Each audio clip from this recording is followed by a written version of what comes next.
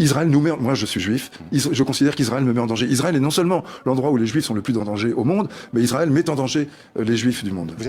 Ronnie Broman démasque la propagande de l'occupation israélienne en plein direct sur TV5 Monde. Selon l'ancien directeur de Médecins sans frontières de confession juive, Israël mène une propagande visant à criminaliser la population palestinienne. Ronnie Broman affirme notamment que le Hamas n'est pas responsable de la guerre à Gaza et rappelle que Israël colonise les territoires palestiniens depuis plus de 75 ans. Une répression qui pousse les populations palestiniennes à se rebeller et prendre les armes contre l'occupation israélienne. Une rébellion tout à fait légitime selon Ronnie Broman qui rappelle que la communauté internationale doit ouvrir les yeux et ainsi condamner l'occupation israélienne afin de mettre en place des sanctions majeures à l'encontre d'Israël.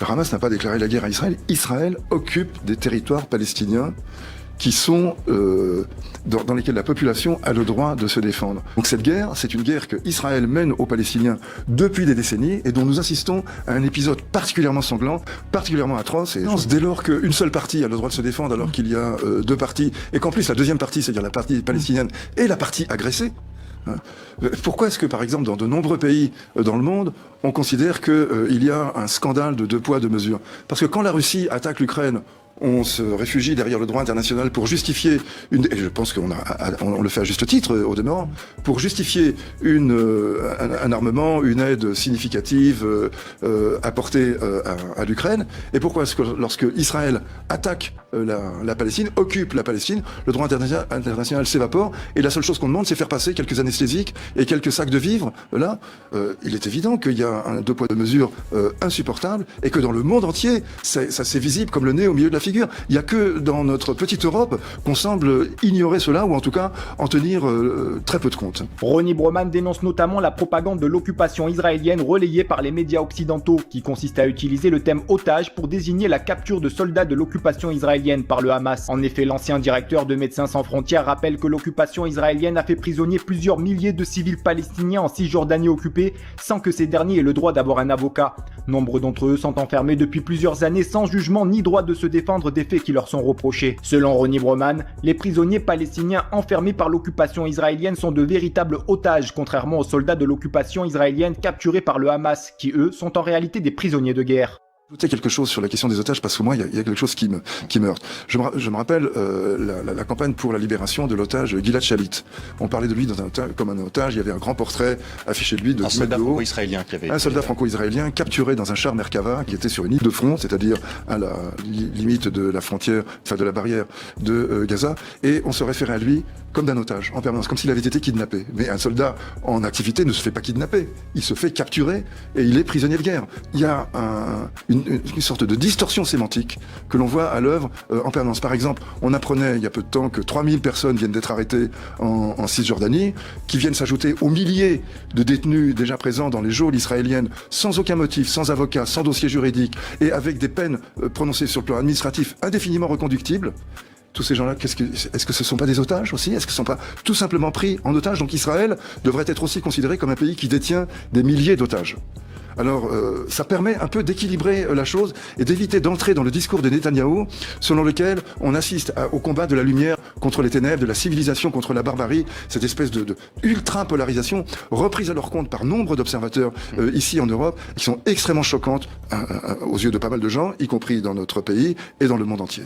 Ronnie Broman dénonce notamment la marche contre l'antisémitisme qui s'est déroulée ce dimanche à l'initiative de la présidente de l'Assemblée nationale, Yael Braun-Pivet, fervente soutien de l'occupation israélienne. Selon l'ancien directeur de Médecins sans frontières de confession juive, cette marche n'est autre qu'un soutien à l'armée d'occupation israélienne, responsable de crimes contre l'humanité à Gaza, dont le bilan des massacres dans l'enclave palestinienne fait état de 11 500 morts, dont 4 500 enfants. Ronnie Broman est catégorique, l'expansion de la colonisation en Palestine occupée, les emprisonnements arbitraires en Cisjordanie occupée, les massacres à Gaza ne fait que mettre en danger les juifs partout à travers le monde. Manifester ce dimanche à Paris? Non, je n'irai pas manifester ce dimanche, parce que je trouve que c'est totalement déséquilibré et que dans le contexte actuel, c'est plutôt une marche en soutien à Israël qu'une marche en soutien aux juifs. Car Israël aujourd'hui met en danger les juifs. Israël nous met, moi je suis juif, je considère qu'Israël me met en danger. Israël est non seulement l'endroit où les juifs sont le plus en danger au monde, mais Israël met en danger les Juifs du monde. Vous avez peur, vous d'ailleurs, personnellement, de ce qui est pour vous et pour...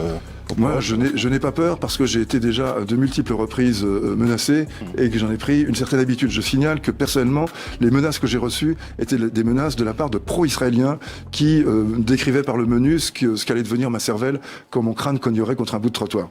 Donc c'est malheureusement de là que sont venues les menaces qui me sont adressées. Mais le Hamas reste un mouvement de résistance. Ils sont en situation d'occupation militaire, eh bien ils ont le droit de se défendre.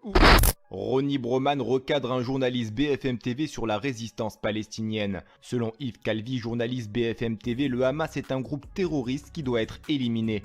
Ronnie Broman, ancien directeur de Médecins sans frontières de confession juive né d'un père sioniste, réfute ce qualificatif et rappelle au journaliste BFM TV que la Palestine est sous occupation depuis plusieurs décennies et que le droit international affirme que chaque peuple a le droit de prendre les armes afin de lutter contre un envahisseur. Selon Yves Calvi, le Hamas utilise la population comme bouclier humain. Là encore, Ronnie Broman réfute ces accusations, rappelant que Gaza est la zone la plus densément peuplée au kilomètre carré au monde et que de facto la résistance palestinienne a d'autres solutions que de combattre à proximité des lieux d'habitation. Des déclarations qui curieusement ne va faire l'objet d'aucune contradiction sur le plateau de BFM TV. Vous n'employez pas le mot terroriste? C'est volontaire? J'emploie le mot d'acte terroriste, mais pas le mot de terroriste. Si on mesure le terrorisme au nombre de gens innocents qui sont tués par une force armée, on trouvera beaucoup d'organisations terroristes dans le monde, y compris l'État israélien. Et je ne trouve pas que ce genre de qualification aide à comprendre la situation. Mais le Hamas reste un mouvement de résistance. Et d'ailleurs, cette personne qui reprochait au Hamas de se noyer, de se protéger dans la population, qui a été interrogée, et qu'on a quand même entendu dire cela, donc il l'a dit et ça a été diffusé, il parlait du Hamas comme des résistants. Des résistants certes qui se cachent dans la population, mais où voulez-vous qu'ils se cachent? Les Palestiniens, je le rappelle, ont le même droit que les Israéliens de se défendre. C'est un droit qui est irrécusable, qui est partagé par tout le monde. Ils sont en situation d'occupation militaire, eh bien ils ont le droit de se défendre. Où voulez-vous qu'ils se mettent dans un endroit aussi concentré que cela? Inévitablement, partout où ils sont dans une sorte de refuge derrière la population. Ils sont de facto derrière des boucliers humains, mais pas nécessairement par choix, mais par la configuration. Lorsque les Israéliens disent « Nous avons une armée qui protège notre population », alors que les Palestiniens, eux, c'est le contraire, c'est la population qui protège l'armée, c'est ne pas tenir compte de l'écrasant rapport de force militaire entre les deux et de l'extraordinaire, de l'effarante concentration de cette population. Et vous, comme Ronnie Broman, qualifierez-vous le Hamas comme un groupe de... C'est une liste de gardiens où chaque terroriste écrit son nom et où chaque terroriste a sa propre équipe pour garder les personnes qui se trouvaient ici. Vous savez ce qui est écrit sur cette liste? Non, alors lui il nous dit que c'est les noms des types qui... Voilà, et c'est les noms de la semaine. Donc à moins que les terroristes se fassent appeler lundi, mardi, mercredi, jeudi, vendredi, etc. C'est les noms de la semaine qui sont inscrits? Oui. Gallagher Fenwick crée le malaise sur le plateau d'LCI concernant la propagande de l'occupation israélienne. Pour justifier ses crimes de guerre à Gaza, l'armée d'occupation israélienne a publié une vidéo filmée selon elle dans les sous-sols d'un hôpital gazaoui. Armes de guerre, biberons, couches pour bébés, selon l'armée d'occupation israélienne, il n'y a aucun doute. L'endroit a servi de base au Hamas afin de garder des otages. Une propagande qui a été relayée dans toutes les chaînes d'information françaises en continu et qui n'a pas manqué de faire réagir Gallagher Fenwick. En effet, selon le grand reporter spécialiste des questions internationales, tous les éléments présents dans cette vidéo de propagande israélienne semblent démontrer que tout est monté de toutes pièces afin de justifier les crimes de guerre à Gaza et ainsi diminuer la pression internationale. C'est sûr, Gallagher, quand on voit un biberon au-dessus d'un bloc siglé OMS, voilà, ça fait effectivement mal au cœur. Pour le coup, moi j'ai regardé cette séquence en direct hier soir quand elle a été diffusée et je suis pas du tout convaincu. Il y a un biberon là, vous dites, sur un bloc électrique. C'est ça. Bon, il se trouve que cet hôpital, c'est un hôpital pédiatrique. Ensuite, quand vous chaussez des lunettes de journaliste, si vous voulez, on va dire indépendant, et que vous regardez cela, il n'y a rien de totalement convaincant, sans l'ombre d'un doute. Des rideaux devant un mur, c'est extrêmement bizarre. C'est franchement d'un goût douteux. Est-ce que ça prouve quelque chose? Un biberon sur un bloc électrique. Une moto, qu'est-ce qu'elle fait là? Je n'en sais rien. Alors, ils vont faire venir la police scientifique, etc. Cette liste là, qui a fait l'objet de beaucoup d'attention. Vous savez ce qui est écrit sur cette liste? Non, alors lui il nous dit que c'est les noms des types qui... Voilà, et c'est les noms de la semaine. Donc à moins que les terroristes se fassent appeler lundi, mardi, mercredi, jeudi, vendredi, etc. Il y a une chose. C'est les noms de la semaine qui sont inscrits? Oui. Bah c'est logique s'il faut une rotation. Tout en haut. Oui, mais lui dit, chaque terroriste a signé cette liste. C'est ce qu'il dit. Il y a jusqu'à dire que c'est une mise en scène de que ça pourrait être, une mise en scène de être une. Alors, mise en scène, je ne le sais pas. C'est clairement une tentative de démontrer quelque chose, mais d'une manière qui, à mon sens, n'est pas probante. Malgré les arguments de Gallagher Fenwick, l'éditorialiste LCI Renaud Pila est catégorique. Une démocratie comme Israël ne peut pas mentir. Des propos hors sol selon le grand reporter qui rappelle que toutes les démocraties mentent et surtout en temps de guerre. Selon Gallagher Fenwick, absolument rien ne peut confirmer que les images montrées par un porte-parole de l'occupation israélienne présent dans une vidéo de propagande soient véridiques. Le grand reporter ira même jusqu'à supposer que les armes de guerre visibles dans les images de propagande auraient pu être déposées par l'armée d'occupation israélienne elle-même afin de justifier les massacres de Palestiniens dans les différents hôpitaux de Gaza. C'est pas possible. Gallagher, vous avez une démocratie où il y a des Non mais Gallagher, il y a des commissions d'enquête en Israël. Oui. Sabra et Shatila, oui. Il y a eu des sanctions très fortes. Oui. Est-ce que vous avez déjà vu des commissions d'enquête avec le Hamas? Mais bien sûr. Mais est-ce que la vérité finit pas par se savoir en démocratie? Parfois. Bon, en général, toujours dans un... Est-ce que le fait que la démocratie éclate a posteriori, empêche a priori les actes d'avoir été commis? Prenez chaque élément qui vous démontre et imaginez que vous amenez ça dans un tribunal. Vous dites, il y avait un rideau devant un mur, il y avait une moto en bas, il y avait un biberon sur un bloc électrique et j'ai trouvé 3 kalachnikovs posés par terre à nier. Ok, est-ce que vous pouvez démontrer que c'est pas vous qui avez amené les kalachnikovs? Ah, c'est compliqué, c'est une zone de guerre. Et pourquoi est-ce qu'il n'y aurait pas de biberon sur un bloc électrique? Qu'est-ce que ça démontre? Je sais pas. Des rideaux devant un mur. Bon. Et il y avait des jours de la semaine, etc. Je terminerai par une dernière chose. Ils ont emmené une équipe de CNN dans cet hôpital. Ouais. Ils ont amené Nick Robertson. Il fait reportage de 9 minutes 15. Sa phrase de conclusion est la suivante.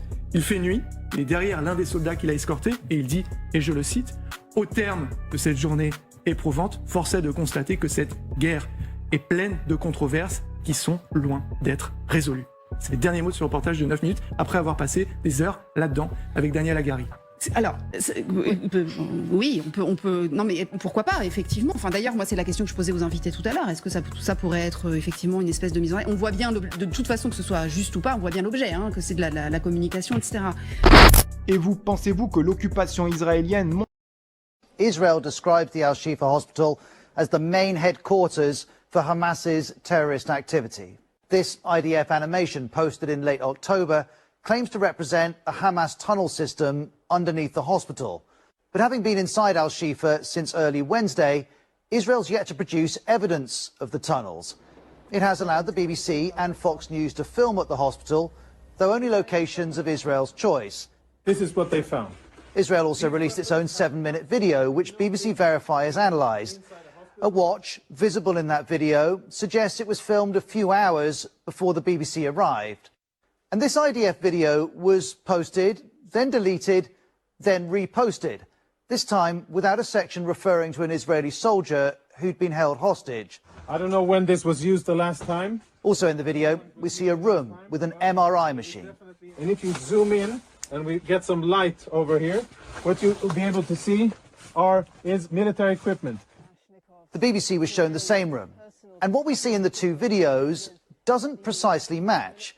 For example, there's one gun in the IDF video, 2 by the time of the BBC footage. Israel has told BBC Verify this is because more weaponry and terrorist assets were discovered throughout the day. And as always, an AK-47. Israel also says its video is a single shot with no edits. But this appears to be an edit. We don't know the reasons for that edit, nor how significant it is. The IDF, though, says suggestions it's manipulating the media are incorrect. The IDF video also shows military equipment in other locations, though we can't verify how it came to be there. And what we see in this IDF video doesn't equate to Israel's description of Al-Shifa as an operational command center for Hamas. The US is using a different phrase, saying Al-Shifa was used as a command and control node. That implies a much smaller facility. Israel is adamant this hospital was a command center, but for now, at least, it's either not found supporting evidence or it's not sharing it. I will ask President Netanyahu to put on the table the proofs and the evidence that there is a control and command center for the Palestinian resistance in Shifa Hospital. We have heard these claims since 2009. We have twice been threatened to leave Shifa Hospital in 2009 and 2014 because the Israelis were going to bomb it because it was a command center. Now, I have been working in Shifa for 16 years on and off, in very hectic periods. I've been able to walk freely around. I take lots of pictures, I video film, I've been sleeping in the hospital during bombardment. I've been all over. I've never been restricted, controlled. Nobody has ever controlled my picture and documentation material. So, well, if there is a command center, show us. You have pictures and X-ray films of all Gaza, all the tunnels, everything. So why is it that these 16 years of threats that Shifa is a command center has not been given any evidence at all that it de facto is? Now, if it was a military command center, I would not work there because I obey to the Geneva Convention, number one. Number two, if the Israelis claim that this is a mixed military-civilian target, because obviously it is civilian, with tens of thousands of people gathering there and 2,000 patients being treated. If it is a mixed military-civilian target, the civilian precautions take priority over the military. So in accordance with the Geneva Convention, you can't bomb hospitals unless they have very clear military functions. What is this? 2023, 2.5 million, 2.2 million people, civilian, unarmed people being killed. A child killed every 10 minutes. So far today, the number of killed Palestinian children is 3,324, and there are missing 2,062 Palestinian children in Gaza. That's 5,300 Palestinian children killed in 3 weeks.